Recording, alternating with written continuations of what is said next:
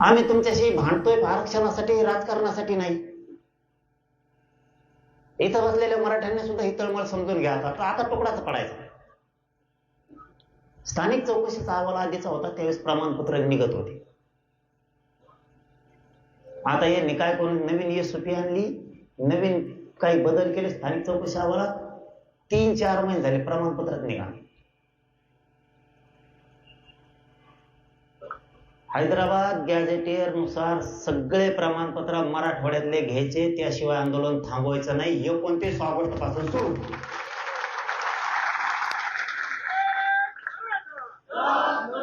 तुम्ही जसा लाखो करोडोंनी वेळ दिला, मराठा समाज तुमचा उपकार कधीच विसरणार नाही. पुन्हा 29 ऑगस्टच्या नंतर वेळ द्या. मराठ्यांनी मराठा समाजासाठी, मराठा समाजाच्या लेकरासाठी 29 ऑगस्ट पासून जोर आंदोलन चालत तोपर्यंत वेळ द्या. भाजपचा मराठा असला तरी त्याच्या पोराला पोरीला आरक्षण लागणार आहे हे विसरू नका. तुमचं पोरग पोरगी तुम्हाला दगडाने हाणील. माझ्या सगळ्या नेत्यांना आव्हान आहे, शिवसेनेच्याही पोराच्या पोरीला आरक्षण लागणार आहे. त्याला नसेल लागत तर त्याच्या कार्यकर्त्याला लागणार आहे, कार्यकर्त्याच्या पोरापोरी लागणार आहे. राष्ट्रवादी, शिवसेना, काँग्रेस सगळ्यांच्या पक्षाच्या लेकराला आरक्षण लागणार आहे. पक्षाच्या बाजूने ओढायचं इथून पुढं मराठ्यांच्या नेत्यांनी बंद करा. आरक्षणापुरतं तुम्ही तुमच्या पक्षाच्याच बाजूने ओढा. आरक्षणाच्या विषयात एकाही मराठ्यांच्या नेत्यानं, मंत्र्यांनी बोलायचं नाही. जातीच्या बाजूने बोलायचं आणि जातीच्या लोकांनी सुद्धा जातीच्या बाजूने उभा राहा. हैदराबाद गॅझेटियर नुसार 28 ऑगस्टच्या आत सगळे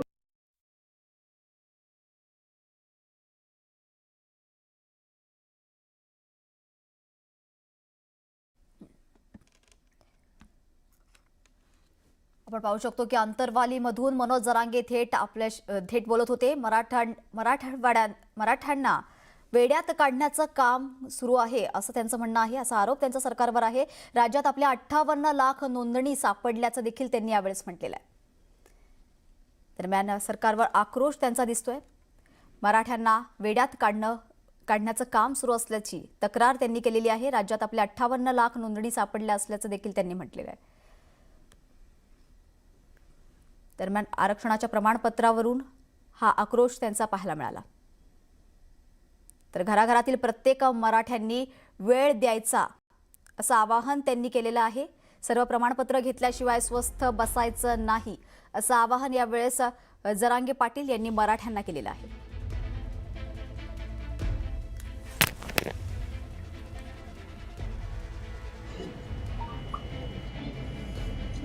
ह्यो सुद्धा देवेंद्र फडणवीस साहेबाला आमचा सवाल की तुम्ही हे 5 गॅझेटियर का घेत नाही? मराठा समाज तुम्ही का सरकारनं टार्गेट केला?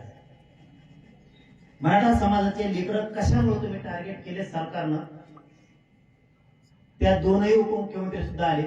पुन्हा त्यांच्या प्रचार सुरू व्हायचं. फडणवीसचं नाव घेतलं, त्या दोनाचं घेतलं नाही. तुमच्या श्रेयवादाच्या लढाईत मराठे हो समजून घ्या, यांच्या श्रेयवादाच्या लढाईत मराठ्यांचा बळी चाललेला आहे.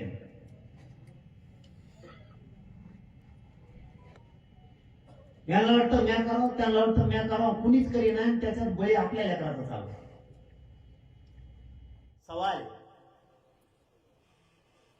की तुम्ही हे 5 गॅझेटियर का? आम्हाला 28 ऑगस्टच्या आत मी GR सहित पाहिजे. याच्यात आता बदल करायचा नाही आणि 29 ऑगस्टला निर्णायक आंदोलन करायचं. आपला 5वा मुद्दा आहे. हे 3 वर्ष झाले म्हणते केसेस मागे घेऊन.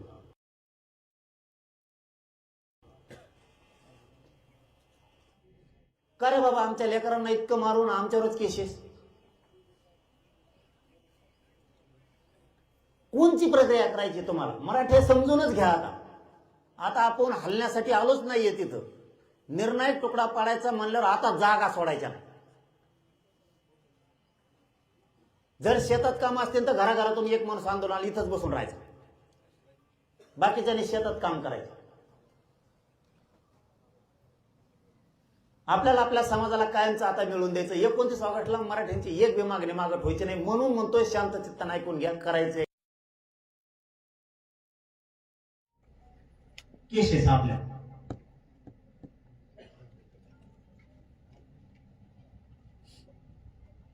तरी मागं घेत नाहीत. सगळ्या केसेस मागं होईपर्यंत 29 ऑगस्टचं आंदोलन थांबवायचं नाही.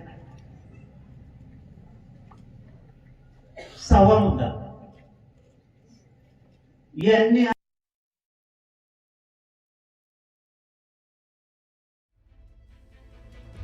दरम्यान 29 ऑगस्टला निर्णायक आंदोलन करण्याची हाक जरांगे पाटलांनी दिलेली आहे. आताची मोठी बातमी. त्यानंतर 29 ऑगस्टला शेवटचं निर्णायक आंदोलन हे होणार आहे.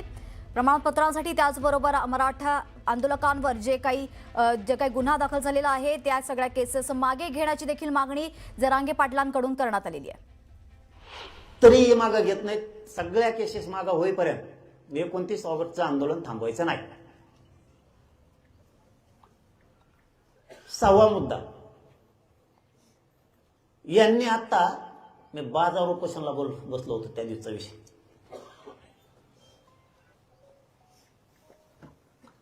ओबीसीच्या सगळ्याच वेळेस सांगितलं होता मी आणखीनही तुम्हाला तोंड टाकून बोललेलं नाही. सरकार शाने व्हा तुम्ही. एकदा जर मराठा खवळला ना, माय आता बापाला नाही पण तुमच्या बापाला ऐकणार नाही मराठा पुन्हा. यांनी आता एक जी आर काढलाय बघा. जी आर असा आहे, मराठ्यांना पहिलीपासून KG to PG म्हणजे सगळ्या शिक्षणापर्यंत सगळ्या सोयी सवलती. आजची परिस्थिती अशी आत्ताची, मी आतापर्यंत विखे पाटलाला आणि तेही म्हणतात मुख्यमंत्र्याला मी सांगत आहेत का नाही त्यांचे त्यांना माहीत. लाड साहेबाला पण सांगितलं आतापर्यंत असं असं होतंय. ते मुख्यमंत्र्याला सांगत आहेत का नाही सांगत हेही माहीत नाही. फक्त ते म्हणते सांगतो. एकही ती योजना आपल्याला आणखी सुरू नाही. सोयी सवलती सुविधा पण लागू केल्या नाही. बघा किती किती क्रूर मराठ्यांशी वागावं याचं जिवंत उदाहरण. जे खरं आहे ते तुमच्याशी बोलतोय मी, म्हणून तुम्ही माझ्या सोबत आहे. हा, एक गोष्ट खरी आहे, मी त्यांच्यावरती विश्वास ठेवतो, कारण मला आंदोलन चालवायचं, तुम्हाला सुद्धा ठेवावं लागणार. ठेवला ना याचा अर्थ मी मराठा संपू नाही देणार. त्या ओबीसी सवलतीचे त्याच्यात परराज्यातला एक विषय, MBBSच्या BHMSच्या इंजिनिअरिंगच्या पोरांचा देशांतर्गत महाराष्ट्रातल्या सवलती आता देशांतर्गतल्या पोरांना सुद्धा लागू करू. एकाही शाळेला लागू नाहीत, कॉलेजला, वैद्यकीय कोणत्याच. जिथं पोरं सोयी सुविधा मागायचं तिथं ते मास्तरडे सांगत ते कॉलेजचे मास्तरडे ते म्हणते सरकारचा जी आरच आमच्यापर्यंत आला नाही. कोण कुणाला मूर्खात काढित हेच कळणार. अधिकारी सरकारला मूर्खात काढित का सरकार मराठ्याला मूर्खात काढित मिळच लागून द्यायला. 6वा विषय चालू आहे आपला. कॉलेजमध्ये सुद्धा सोयी सुविधा मराठ्यांच्या पोरांना दिल्या जात नाहीत. मी 1000 वेळेस सांगितलंय. मी लाड साहेबाला पण सांगितलं, विखे पाटलाला पण सांगितलं. मी तुमच्या दोघांचं नाव घेतलंय, तुमच्यावर रोष व्यक्त करत नाही, तुम्ही सुधरव म्हणून सांगायला. यांना सांगितलं वैद्यकीय शिक्षण मंत्रालयाला तुम्हाला सांगावं लागणार आहे. हसन मुश्रीफ साहेबाच्या मंत्रालयाला सांगावं लागेल, तुम्हाला दादा भुसे साहेबाच्या मंत्रालयाला सांगायला लागेल, तुम्हाला ओबीसी मंत्रालयाला सांगावं लागणार आहे. ओबीसीच्या सवलती दिल्यात मानल्याच्या नंतर तुम्हाला झिरवळ साहेबाच्या मंत्रालयाला सांगायला लागेल. तिथून तुम्हाला अंमलबजावणीचे आदेश काढावे लागणार आहे. हा सांगितलं ना, हा सांगितलं ना. आणि नुसत्या उपसमितीच्या बैठका घेतात. तुम्ही घेऊन करता काय? मराठ्यांनी सुद्धा, तुम्ही सुद्धा याच्यातून शान व्हा. मी संबंध मेंटेन करण्यासाठी सरकारशी आंदोलन करत नाही. मला मराठा समाजच पाहिजे, सरकार नाही पाहिजे. मला तुमची मैत्रीच नकोय.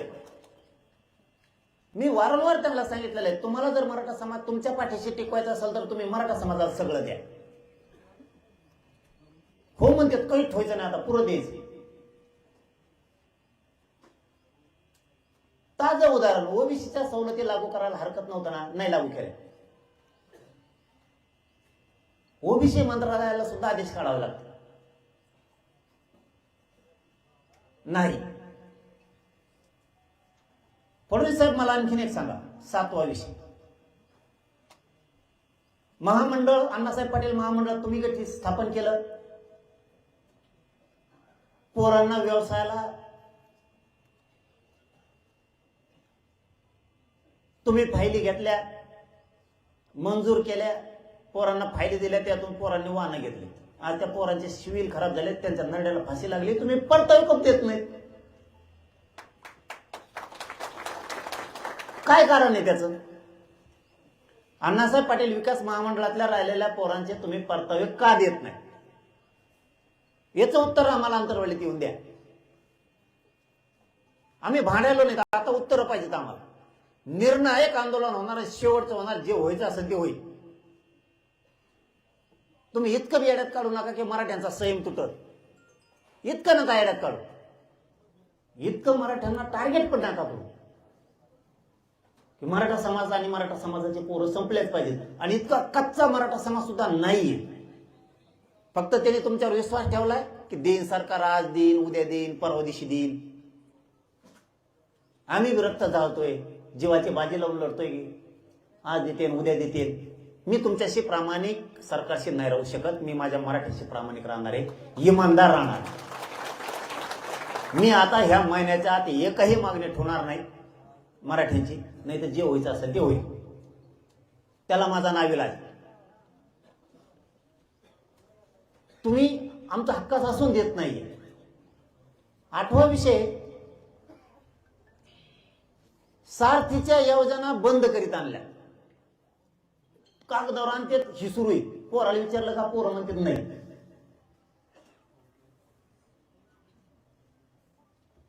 कशामुळे तुम्ही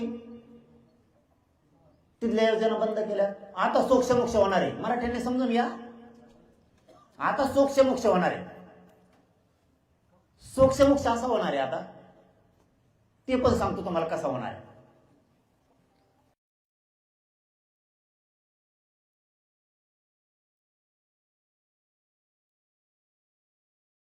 सरकारचा मराठ्यांचा सोक्षमोक्ष समोरासमोर होणार, भांडून नाही,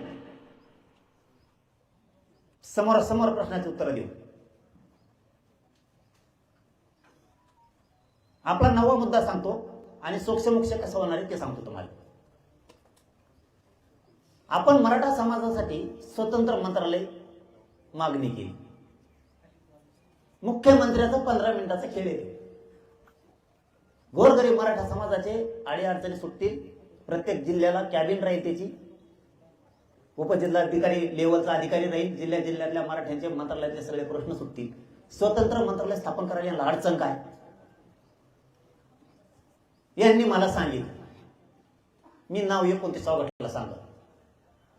आज फक्त सांगितलेलं सांगतो. मी सांगितलं मंत्रालय मराठ्यांसाठी स्थापन करा, कल्याण होईल. त्यातले एक जण लगेच सांगितलं मला फोन करून, ते म्हणले म्हणजे त्या 29 गटाला त्या मंत्र्याचे 9 नाव सांगणार मी तुम्हाला. 9 ओबीसीचे मंत्री एकत्र आले आणि त्यांनी सांगितलं मराठ्याला मंत्रालय देऊ नका. बरं, मी विचारलं का?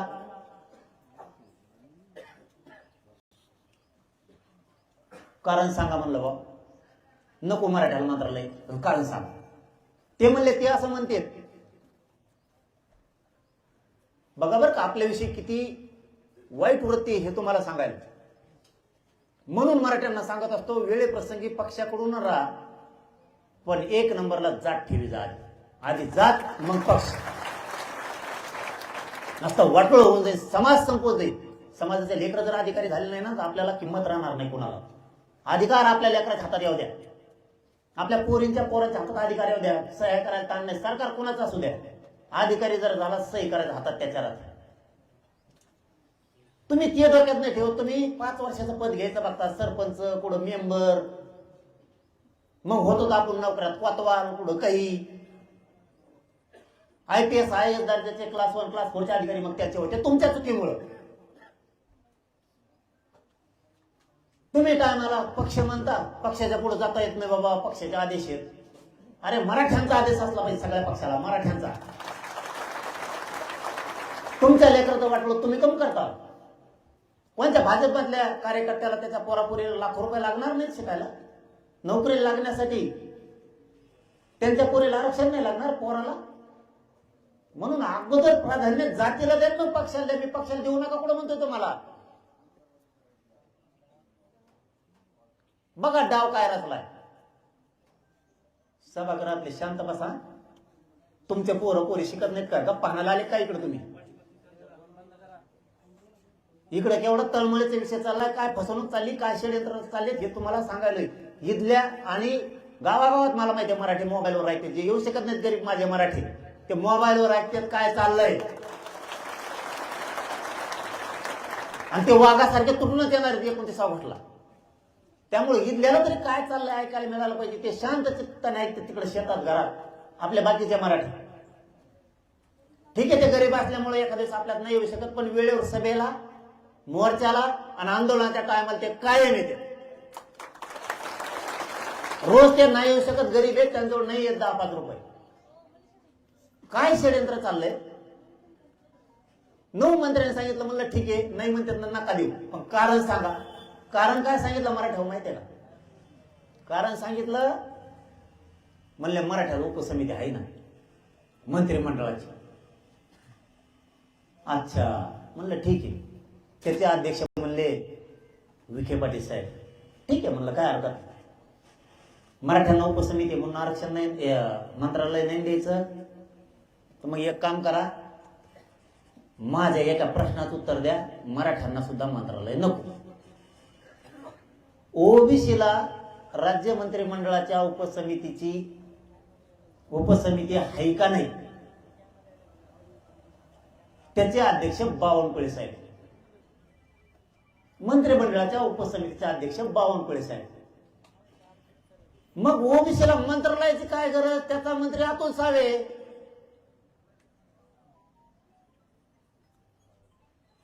आणि मग गप बसले, नाही नाही नाही म्हणलं मग करतो. म्हणजे बघा याची सिस्टम. आम्ही म्हणलं का ओबीसीला उपसमिती देऊ नका, मंत्रालय देऊ नका? इतकं का जाळता की मराठ्यांना मिळू द्यायचं नाही? रक्त जाळून आम्ही तरी पण मिळवतोय आमचं, तुमचं काय मागत नाहीत ना. इतकी वाईट प्रक्रिया चालवली यांनी. त्यांना वाटतं थोडंफार गोड बोललं म्हणजे जमन, थोडंफार नादी लावलं की जमन. ते जमूच शकत नाही, कारण मला ना पाहिजे तुमच्याकडून काम, ना मला पाहिजे तुमच्याकडून पद. मला काय जी द्यायचं या जीवनात ते पुरं मराठ्यांनाच द्यायचं. नाही फुटायचं नाही, मला गद्दार नाही व्हायचं. किती गळ्यात हात टाकून द्या, कितीही जवळ करायचा प्रयत्न करू द्या. त्यांना सुद्धा कळून चुकलंय, हे मराठ्याचंच होणार आहे, याचा उपयोगच नाही याला पाणी लावून. हे त्यांच्या पण लक्षात आलं. पण आता थांबायचं किती दिवस? 29 ऑगस्टला 1 वर्ष होत आहे हैदराबाद गॅझेटचा GR काढला. 1 वर्ष. किती वेळ द्यायचा बाबा? काय चुकतोय मी सांगा? मराठ्यांनी सांगा मी काय चुकतोय, आणि सरकारनं पण सांगा काय चूक करायला मी. मला काय वाटतं, माझ्या मराठ्यांना मिळेल ना, ठीक आहे, देतो वेळ.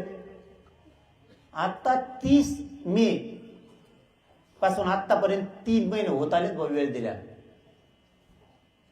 किती पाहिजे? 29 ऑगस्ट 2023 ते 29 ऑगस्ट 2026 3 वर्ष झालेला आपण त्यांना वेळ दिला. काय संयम पाहिजे मराठ्याचा यांना आणखी? का बरबाद करायचं नेमकं मराठ्यांना? खूप महत्वाचे विषय ते. आता सोक्ष करायचा तुम्हाला मी सांगितलं होतं.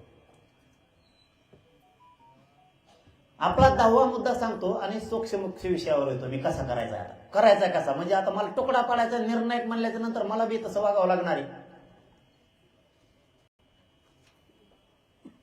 यांनी ईसीबीसीचं पण आरक्षण दिलंय.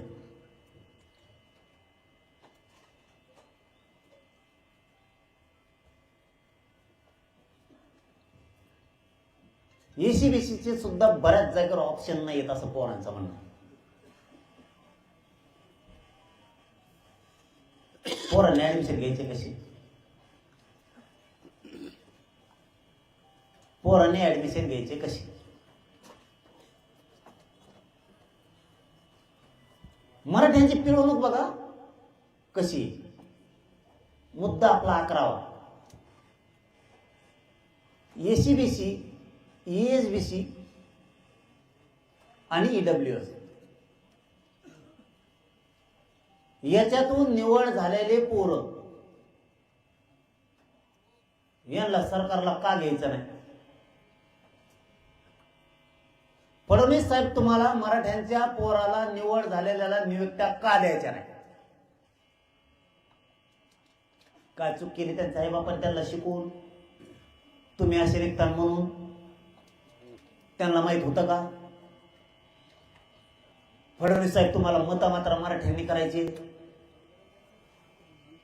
आणि मराठ्यांच्या पोराला सुधारायची जबाबदारी कोणाची? फडणवीस साहेब. चूक तुमची आहे. ईएसबीसी, ईसीबीसी आणि ईडब्ल्यूएस आरक्षण तुम्ही दिलंय.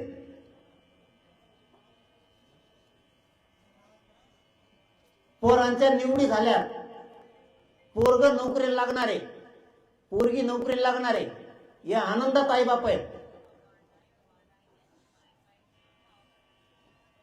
तुम्ही त्यांना आधी संख्या पद निर्माण करून घ्यायचं ठरवलं, अर्ध्याला घेतलं, अर्ध्याला का घेतलं नाही? तुझ्या भाव कशामुळे तुम्ही निवडून घेतले का? भाजपचे फक्त आणि मराठ्याचे शेतकरी मराठ्याच्या बाजूला ठेवले. काय कमी केलं फडणवीस साहेब तुम्हाला या मराठ्यांनी? या प्रश्नाचं उत्तर द्या मला. काय कमी केलं? किती मतं केले त्या मराठ्यांनी तुम्हाला?